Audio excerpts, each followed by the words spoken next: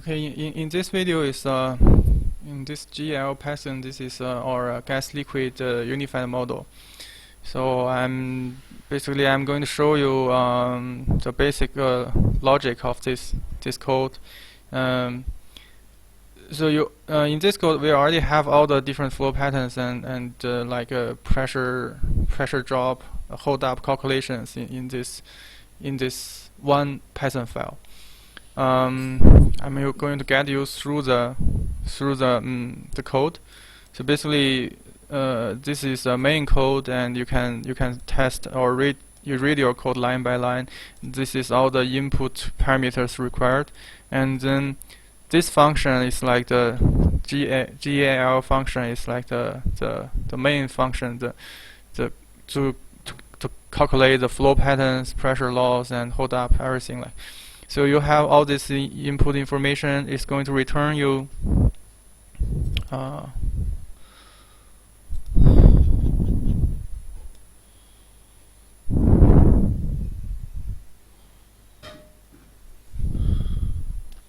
okay, I cannot remember all the definitions because some of them is only for testing. Like when we test the code, we want to know some parameters, so we want to extract the parameters from the program. But I can show you, like for example, this is probably the friction loss, and those are not very useful. This is something like a friction loss or share rate, like a parameter during the calculation. And those three are hold up, like hold up, liquid slug hold up, liquid film hold up, and the average hold up. And those are pressure loss, like gravity gravity loss, friction loss, acceleration loss, and total pressure loss. If you read through the if you remember in your advanced production, we have this is our total pressure loss, and we have the three different components: friction, gravity, and acceleration. So I don't remember what's that, but those are something like a length factor, or but those are not important. Those are not important. And this is velocity, liquid film velocity, gas core velocity, I guess, and transition velocity. This is flow pattern, and this is I don't remember.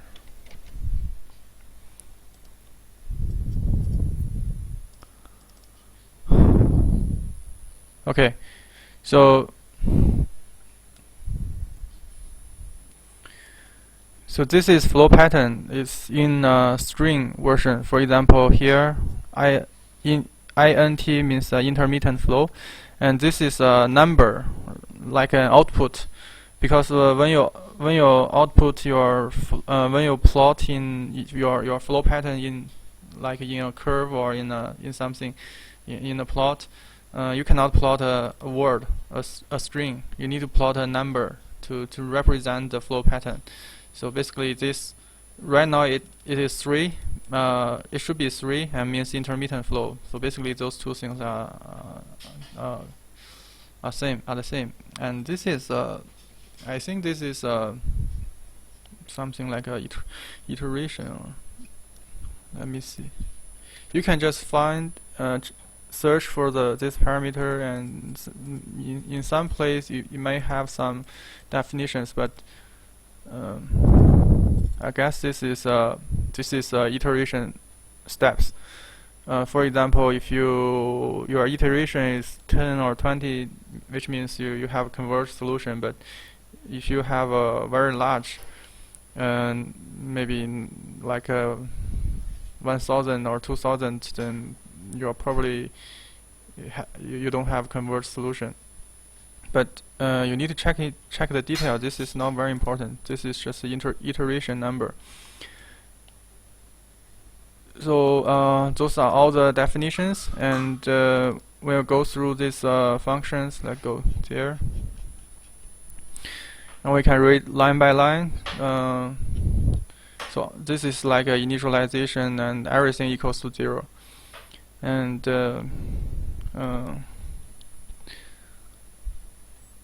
this is see, this is like another factor, and it is like a matrix. So we give them like a still like a initial value, and those are velocity and cross section areas, and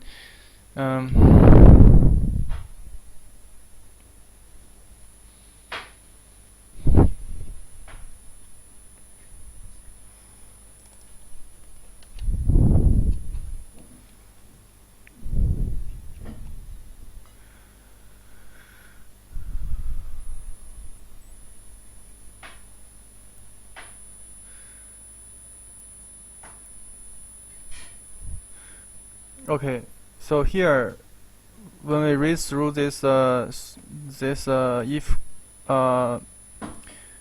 statement, it actually checking the flow condition, like is single phase liquid flow or single phase gas flow or gas liquid flow. So basically, in this two sentences, it shows you the single phase liquid flow when this is liquid hold up, and single phase liquid and single phase gas. The liquid hold up is 0, which means single phase gas, and then here is multi-phase flow, like gas liquid two-phase flow. So for the first step is to check the flow pattern. We start from calculating the let me see.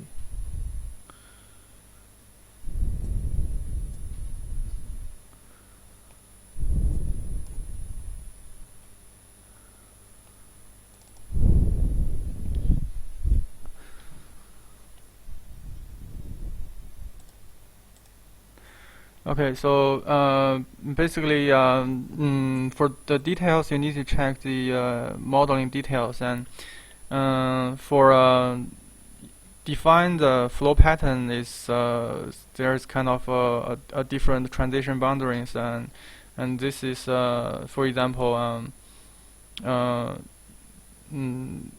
this is probably check the initial hold up, and then you have different logics to determine the flow pattern. For this logic, I guess it's first if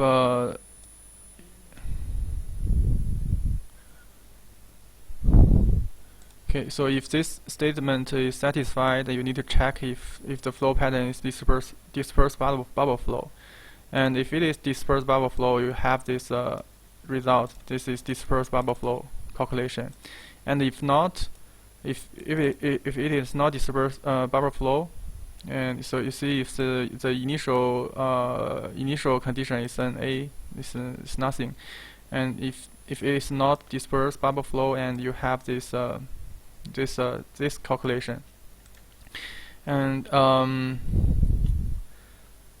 in this calculation you check the inclination angle, and you check those different flow patterns. You depends on the flow boundary transitions. You check the different flow patterns. So all this package is kind of like for one flow pattern.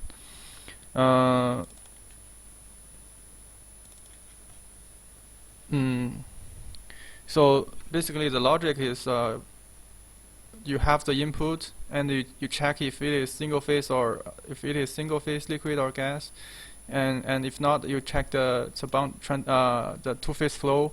You check the two-phase flow transition boundaries, and in each boundaries, and you have corresponding the flow pattern subroutine or flow pattern functions to calculate the hold ups, the pressure drops, and all those factors. And so this is a basic logic of the gas liquid unified flow. And within okay, so below this function, those are like fluid properties functions, like reservoir properties, gas, liquid, surface tension, and Z factors. And above this above this function start from here until here. So this is your single phase calculations. If we go back to this function, and you found you have single phase, and so this is very simple. This is our single phase, and above the single phase, those are like friction factors and some interface correlations. So between the single phase and multi-phase functions, we have a lot of different flow patterns: bubble flow, slug, stratified flow, annular flow, dispersed bubble flow.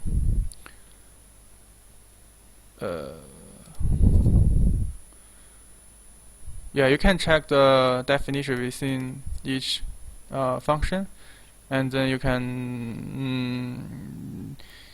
It's better. I mean, if you don't understand, you can check the previous thesis or papers and find the corresponding equations. So this is a very clear structure. This is different flow patterns, and you have different models within the different models for these flow patterns. And that's how to read the unified model, how to use and read the unified model. If you want to use this model, basically you give the input and just call this function, and it's going to give you the output. And output is pressure loss, like a pressure gradient.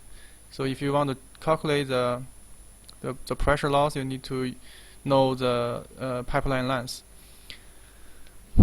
And all these properties is based on pressure and temperature.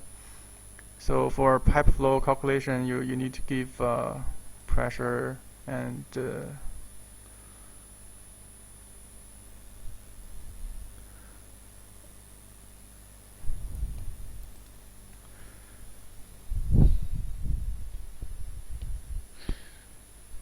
you should have the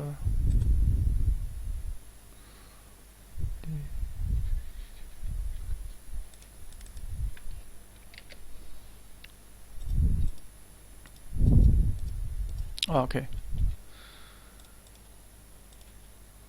So in this equation, we only consider the pressure, but in the following, there are some different tests. I see. So basically, your viscosity densities are related to temperature. So in the following commented code, once you use the GLA, this multi-phase flow unified flow function, you already consider temperature effect in these parameters. And if you want to test the temperatures or to calculate the properties, you can use the following code. For example, how to calculate the densities and viscosities. And so basically, the logic of this unified model is you have the input parameters, you call the main unified models, and the main unified models is going to include all the different flow patterns and single phase flow. So based on your input parameters, it's going to identify the flow pattern, and then goes into the function for that flow pattern and calculate the pressure loss and holdups and all the parameters. And that's how we read the unified model code.